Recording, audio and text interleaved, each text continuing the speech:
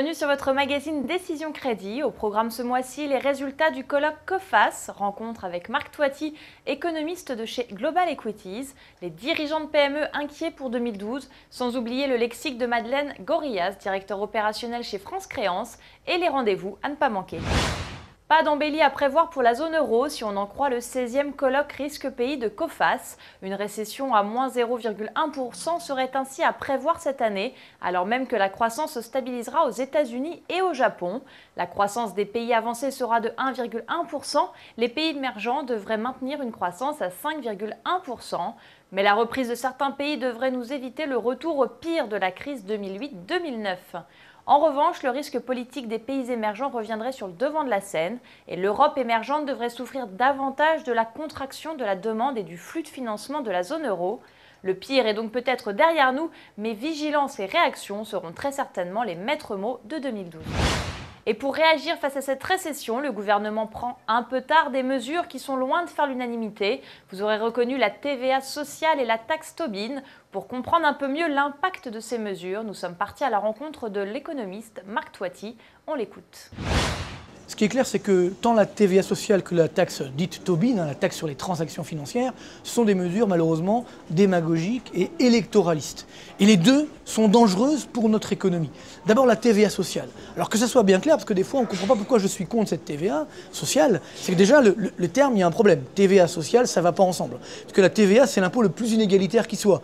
Donc comment une TVA peut être sociale? Ça c'est un premier problème. Enfin bon.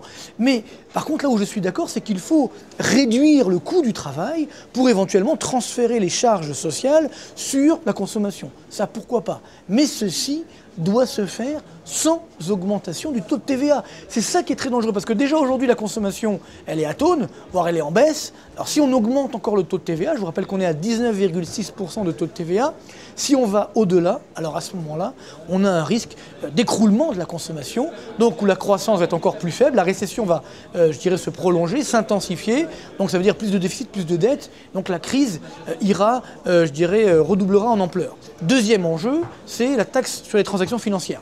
Bien sûr, on recherche toujours des coupables et c'est vrai que parfois les marchés, les investisseurs financiers, certains du moins, ont été responsables en partie de cette crise. Mais il ne faut pas, je dirais, inverser la tendance. C'est-à-dire que cette crise que nous vivons aujourd'hui, la crise de la dette publique, n'est pas liée aux marchés financiers. Elle est liée aux États, aux gouvernements qui n'ont pas pris les bonnes mesures et qui ont laissé la crise de la dette, je dirais, s'instaurer et surtout devenir catastrophique. Et de ce point de vue-là, il faut être clair, si la France est la seule à mener cette taxe sur les transactions financières, à ce moment-là, ça sera à moyen terme la fin de la place financière de Paris telle qu'on la connaît. Les dirigeants de PME toujours dans le flou pour 2012. Ils esquissent un premier bilan plutôt positif de l'année 2011. 2012 semble plus incertaine. L'évolution de l'activité des PME, de leurs embauches et de leurs investissements devrait dépendre avant tout de la résolution de la crise de la dette souveraine en Europe, nous explique Oseo dans sa 54e enquête semestrielle. Le secteur de la construction, toujours affecté par la crise, fortement touché par la crise en 2009, le secteur continue à enregistrer des incidents de paiement encore nombreux en 2011. L'activité de la construction serait d'autant plus liée à l'impact de la crise sur l'économie du pays concerné, d'où des disparités importantes. La construction en Europe serait ainsi tributaire des plans d'austérité en 2012. Aux États-Unis, le secteur serait bien plus touché qu'au Canada, où la reprise du secteur s'est engagée dès 2010. Enfin, en Asie-Pacifique, la construction connaît une situation relativement favorable. Mais des solutions existent pour pallier ces incidents de paiement. Madeleine Gorillas, directeur opérationnel chez France Créance, revient ce mois-ci sur les différentes clauses qui peuvent être insérées dans les conditions générales de vente. On l'écoute. Ces conditions générales peuvent contenir plusieurs sortes de clauses. Alors, la première sorte de clause, eh bien, ce sont des clauses techniques. Elles vont varier selon chaque métier.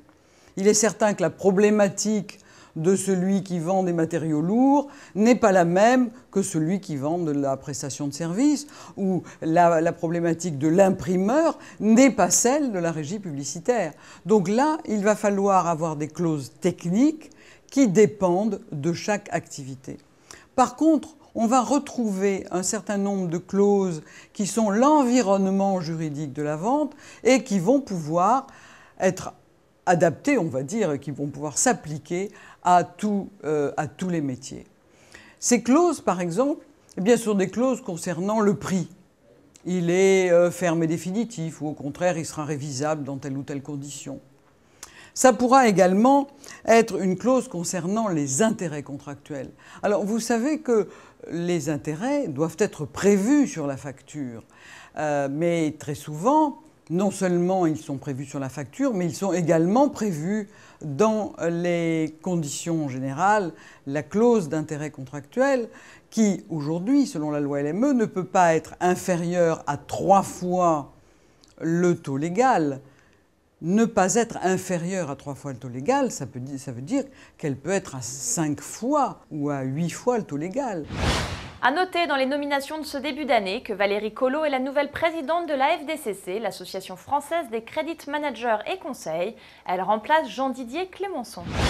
Du côté des rendez-vous à ne pas manquer, le 9 février, un petit déjeuner vous est proposé au pavillon Gabriel, dans le 8e arrondissement de Paris, sur la situation économique et son impact sur les financements des entreprises. Pour plus d'informations, contactez l'AFTE à l'adresse qui s'affiche sur votre écran. Merci de nous avoir suivis et au mois prochain.